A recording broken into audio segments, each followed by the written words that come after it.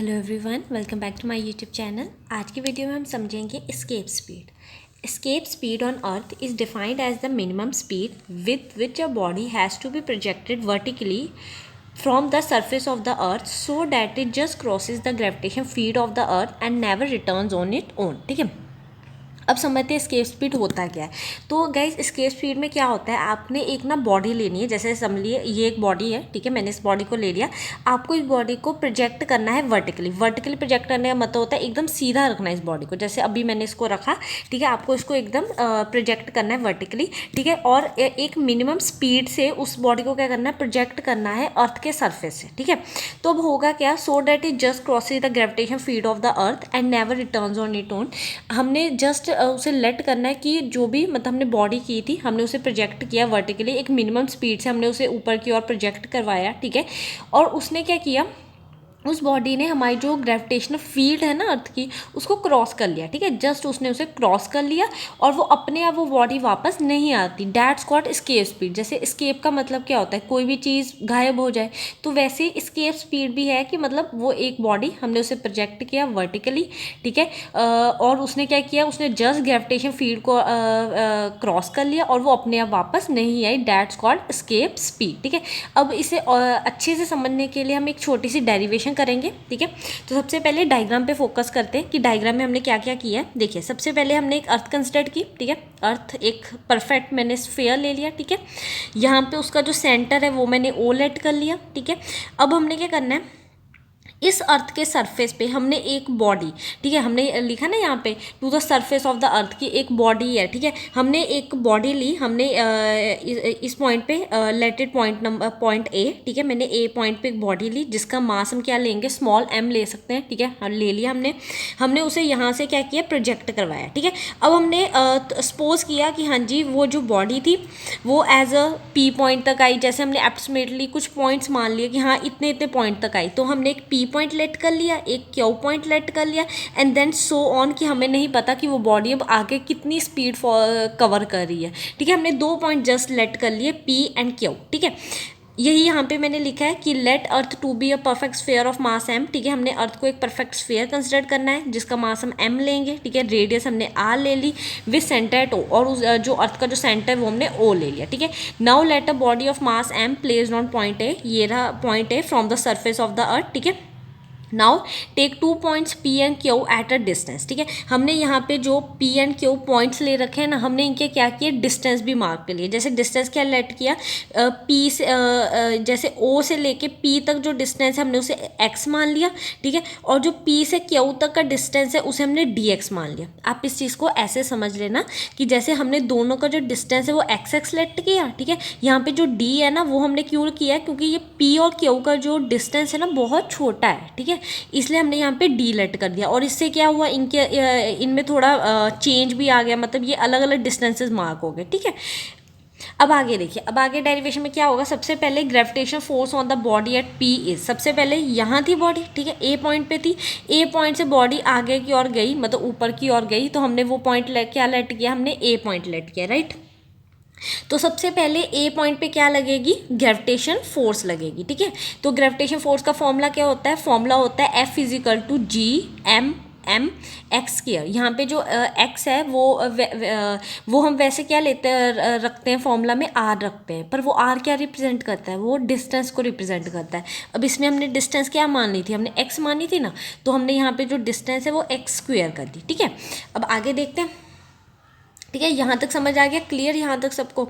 अब आगे देखिए, अब आगे क्या लग रहा है, अब जैसे अब ये पी पॉइंट पे थी बॉडी, ठीक है, पी पॉइंट से वो बॉडी कहाँ गई, आगे क्यू पॉइंट पे गई, तो ठीक है, work done in taking the body against gravitation force, ठीक है। अगेंस्ट ग्रेविटेशन फोर्स कैसे, देखो ग्रेविटेशन फोर्स का क्या होता है कि मतलब कोई भी बॉडी है अगर वो ऊपर गई है तो कैसे नीचे आएगी। जैसे अब समझते हैं, जैसे ए पॉइंट से हमने बॉडी को फेंका पी पॉइंट पे, ठीक है, पी पॉइंट तक गई, पी पॉइंट से तो आगे यही है ना हमारा ग्रेविटेशन फोर्स, फोर्स कि पी पॉइंट से बॉडी कहाँ आएगी, नीचे की ओर आएगी, पर ऐसा नहीं हो रहा। बॉडी कहाँ जा रही है, बॉडी तो हम मान रहे हैं कि ऊपर ही ऊपर जाई जा रही है और वो वापस भी नहीं आई है ना, हमने सो ऑन मान लिया, यही है ना हमारी एस्केप स्पीड। तो इसलिए यहाँ पे वर्ड हमने यूज़ किया है अगेंस्ट ग्रेविटेशन फोर्स, क्योंकि पी पॉइंट से आगे भी हमने मान लिया कि हाँ वो जो बॉडी है वो एक और पॉइंट उसने हमने ले लिया, ठीक है, जो हमने क्यू लिया, तो यहाँ पे अगेंस्ट ग्रेविटेशन फोर्स आ गया, ठीक है।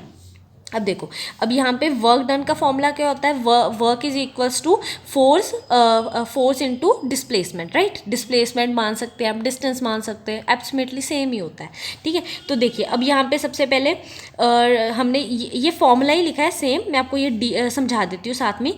W is equal to F X, ठीक है। अब ध्यान से देखिएगा, जो x है वो क्या ये जो s है उसकी जगह हमने x लिखा, क्यों x लिखा, क्योंकि ये है डिस्टेंस, और यहाँ पे हमने क्यू पॉइंट पे डिस्टेंस क्या माना था, dx है ना, तो यहाँ पे जो s था उसको रिप्लेस करके हमने क्या राइट कर दिया, dx राइट कर दिया, ठीक है। जैसे अब यहाँ पे था, जैसे डिस्टेंस बहुत ही स्मॉल था, ठीक है, इसलिए यहाँ पे डी लगता है ना, वैसे ही अब इधर जो वर्क लग रही है वो भी बहुत थोड़ी लग रही है, इसलिए यहाँ पे डी लग गया, ठीक है।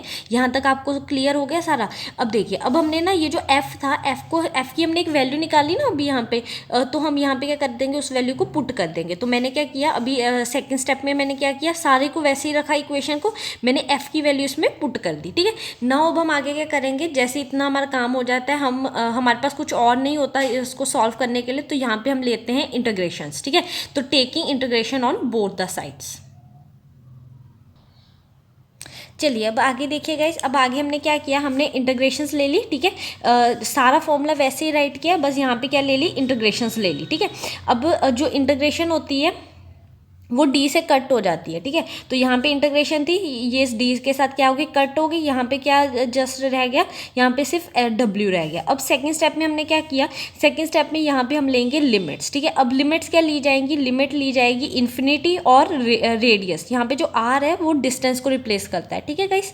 तो यहाँ पे जो हमारी लिमिट्स होगी वो क्या होगी, एक होगी हमारी इन्फिनिटी, क्योंकि जो बॉडी है वो इन्फिनिटी तक जा रही है, हमें नहीं पता वो कितना भी कवर करेगी, जो कैसे है ना, हमने यही माना ना कि वो बॉडी है वो मतलब सोन अब जाई जा रही है, स्पीड पार कर रही है, और वो अपने आप वापस नहीं आ रही, ठीक है। तो यहाँ पे इसलिए यहाँ पे इन्फिनिटी है, ठीक है, और आर हमारा डिस्टेंस है, ठीक है।